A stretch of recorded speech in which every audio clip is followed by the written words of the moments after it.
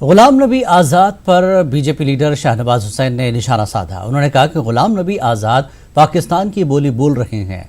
शाहनवाज हुसैन ने इस मामले पर न्यूज़ 18 से खास गुफ्तगू की।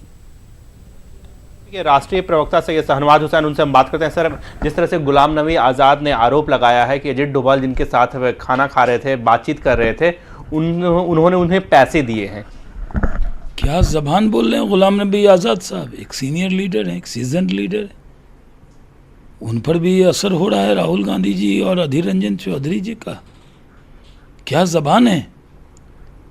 भारत के संसद का विपक्ष का नेता ये बोले कि पैसे देकर वो लोगों के साथ खाना खा रहे हैं। ये ज़बान तो पाकिस्तान के लोग बोल रहे हैं। हमें ऐसी अपेक्षा उनसे नहीं थी। उनको माफ़ी मांगनी चाहिए, उनको कहना चाहिए कि उनसे भूल हुई है। आज पाकिस्तान प्रोपेगेंडा कर रहा है। एक तरफ अधीर रंजन चौधरी पार्लियामेंट के लोकसभा के फ्लोर पर कह रहे हैं कि भारत और पाकिस्तान का अंदरूनी के बीच का मामला है जम्मू कश्मीर, और गुलाम नबी आज़ाद साहब कह रहे हैं कि हम पैसे देकर लोगों के साथ एनएसए मिलेंगे। बहुत दुख होता है इस तरह के बयानों से।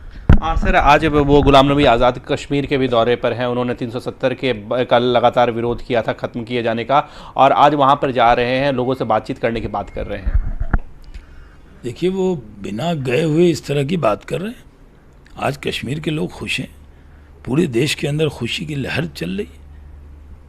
नरेंद्र मोदी जी ने वो काम करके दिखाया जो 56 इंच की छाती चाहिए करने के लिए, 370 को हटा कर दिखाया। जो भी इस मुल्क से प्यार करता है वो सारे खुश हैं। उनको लगता है कि नरेंद्र मोदी जी ने, अमित शाह जी ने वो कर दिया जिसके लिए लोगों ने वोट दिया।